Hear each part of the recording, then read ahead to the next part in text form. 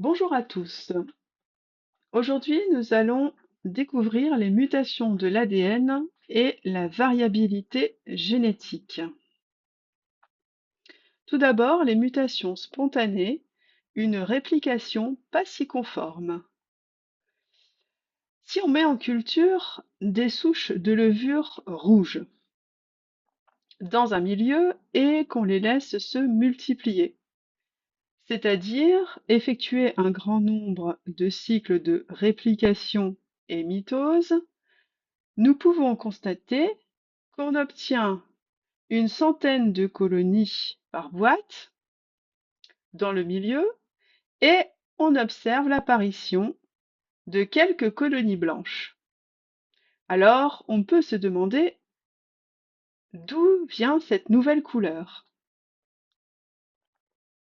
Il faut savoir que les mutations peuvent avoir lieu de façon banale dans toutes nos cellules lors d'erreurs de réplication de l'ADN polymérase. C'est un phénomène assez rare, mais qui correspond en fait à un mauvais appariement des nucléotides.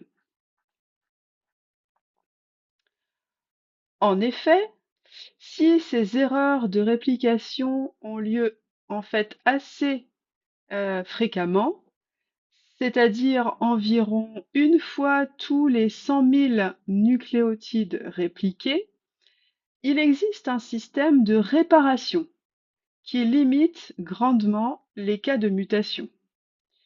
C'est pourquoi les mutations restent finalement assez rares.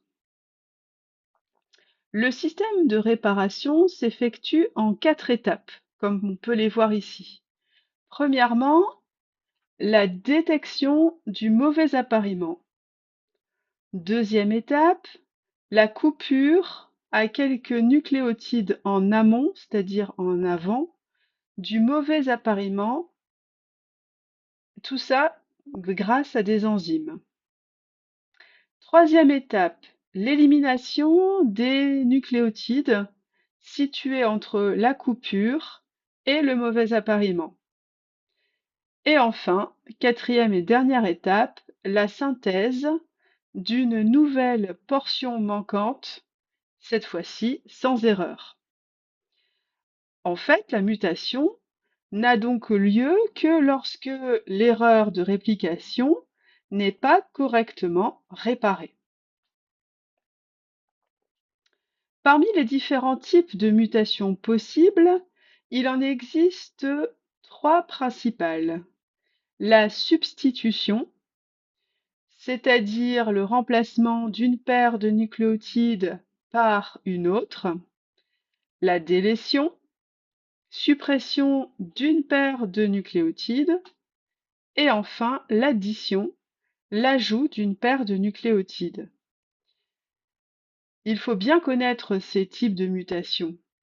Et la conséquence de ces mutations peut être la formation de différents allèles d'un même gène.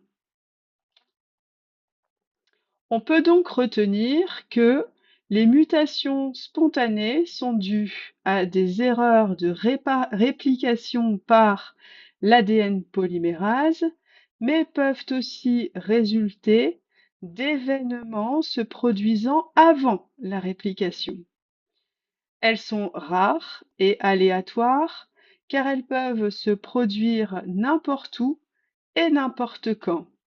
Il est impossible de les prévoir et aucun phénomène n'induit une mutation spontanée. Le plus souvent, l'erreur de l'ADN polymérase est réparée avant la mitose par des systèmes enzymatiques. L'erreur est d'abord repérée par une première enzyme qui parcourt l'ADN. Une seconde enzyme excise, ça veut dire coupe, ensuite la zone endommagée. Enfin, l'ADN polymérase remplace la zone excisée, coupée, par complémentarité avec le brin matrice, c'est-à-dire le brin qui n'avait pas de souci. d'erreur. Deuxième grand point, l'action de l'environnement, les agents mutagènes et les protections.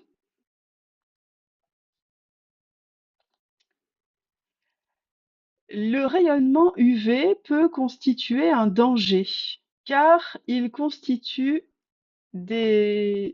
fait partie, des agents mutagènes, notamment sur leur action sur la peau, pouvant créer par exemple des mélanomes, c'est-à-dire des cancers de la peau.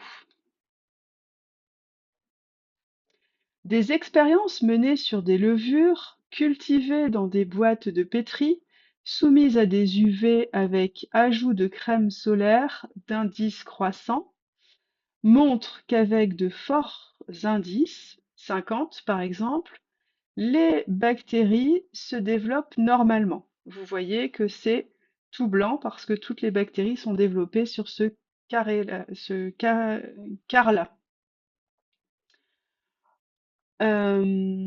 Alors que sans crème solaire, une grande partie des levures est tuée sous l'action des UV. Vous voyez que ça reste transparent. Ceci montre bien l'efficacité des crèmes solaires, notamment si l'indice de protection est assez fort. Sur la droite, vous voyez la même chose, le même principe, mais cette fois-ci, ce sont les lunettes de soleil en tant que protection. Les UV ne sont pas les seuls agents mutagènes qu'on peut trouver dans l'environnement. On peut compter par exemple les agents physiques comme des radiations comme le radon, la radioactivité, ou on peut trouver également certains agents chimiques, par exemple des nitrites ou d'autres produits chimiques. On peut donc retenir que la fréquence des mutations peut être augmentée par l'action d'agents mutagènes, substances chimiques, par exemple les nitrites, ou des radiations X ou UV, qui altèrent la structure de l'ADN, ce qui provoque des mutations. Troisième partie, on va voir les modifications induites par l'homme par génie génétique. On peut introduire volontairement une courte séquence de nucléotides par génie génétique. C'est ce qu'on appelle par exemple la transgénèse, qui va conduire à la création d'OGM, organismes génétiquement modifiés, ou qui permet des thérapies géniques. On peut donner un exemple d'une maladie touchant les globules rouges, la drépanocytose. Elle nécessite des traitements lourds par transfusion sanguine, très fréquents, ou des greffes de moelle osseuse, et ces traitements ne sont pas toujours possibles ou possibles pour vraiment une minorité de malades. La thérapie génique est alors un traitement prometteur pour ces malades. On va donc injecter un gène sain dans une cellule de moelle osseuse malade afin qu'elle puisse produire des globules rouges sains et ainsi guérir le patient. Quatrième partie, la transmission des mutations, biodiversité et maladies. Si nous prenons l'exemple des mutations peuvent toucher des enfants atteints d'une maladie qu'on appelle Xeroderma pigmentum, autrement dit les enfants de la Lune, qui ne peuvent pas être exposés au rayonnement UV. Chez ces enfants, il existe une mutation dans un gène codant une enzyme nommée XPF, qui est une enzyme responsable de la réparation de l'ADN. Donc ils ont dans leur gène une mutation et justement elle touche une enzyme de réparation. En effet, cette enzyme contribue à réparer les erreurs de réplication. Donc, si elle n'est pas fonctionnelle, les erreurs qui pourraient se produire lors de réplication ou liées à des agents mutagènes, eh bien, seraient beaucoup plus fréquentes puisqu'elles ne pourraient pas être réparées. C'est la raison pour laquelle ces enfants ne peuvent pas s'exposer au rayonnement UV. On peut retenir que si les réparations de l'ADN ne sont pas conformes, la mutation persiste à l'issue de la réplication et est transmise au moment de la division cellulaire. Les mutations peuvent avoir des conséquences délétères. Délétères, ça veut dire mauvaises, qui vont provoquer par exemple des maladies, car elles provoquent derrière des maladies génétiques. On vient d'en voir un exemple. Conséquences d'une mutation. Elles ne sont pas toujours graves. En effet, elle peut parfois ne pas être transmise à la descendance. Et si jamais elle est transmise à la descendance, elle peut parfois ne pas toucher un gène, mais une partie qui n'est pas codante de l'ADN.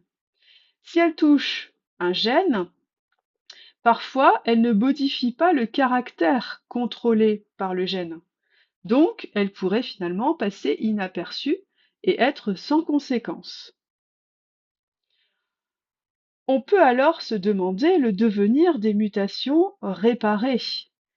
Qu'est-ce qui détermine si finalement elles sont transmises ou pas à la descendance, ces mutations non réparées? Ce qui va déterminer en fait la transmission est simplement le type de cellule qui est touchée par la mutation. Il y a donc deux cas, soit ce sont des cellules somatiques, c'est-à-dire, je vous rappelle, toutes les cellules du corps sauf les cellules reproductrices. Dans ce cas-là, il n'y aura pas de transmission. Soit ce sont les cellules germinales, c'est-à-dire celles qui vont donner les cellules reproductrices. Dans ce cas-là, il y aura transmission à la descendance. Si ce sont les cellules somatiques, n'importe quelle cellule du corps, par exemple, les cellules de la peau. Eh bien, dans ce cas, la seule conséquence de cette mutation sera que la personne aura peut-être, par exemple, un développement de cancer, mais elle ne le transmettra pas à sa descendance, à ses enfants. Donc, si la mutation, on peut retenir, affecte les cellules somatiques, à l'origine des tissus formant les divers organes, sauf donc les gonades, c'est-à-dire les organes reproducteurs. Elle n'est pas transmissible à la descendance, mais pourra s'exprimer chez l'individu qui en est porteur. Exemple, il pourra avoir un cancer d'un organe, mais non transmis. Si toutefois les cellules germinales, donc c'est-à-dire les cellules souches qui vont donner les cellules reproductrices par méiose sont touchées ou sont mutées, alors dans ce cas, les cellules reproductrices seront transmises avec cette mutation à la descendance. C'est le cas, par exemple, si on regarde les gènes qui codent pour le pelage chez les chiens. Donc, si on retient que si la mutation affecte des cellules germinales, à l'origine des gamètes, elle ne s'exprime pas sur l'individu chez qui elle apparaît. Elle est par contre transmise à la descendance, donc on parle d'héréditaire, qui la possédera dans toutes ses cellules et chez laquelle elle pourra s'exprimer. C'est donc source de biodiversité ou de maladies génétiques. Les mutations sont à l'origine de la diversité des allèles au cours du temps.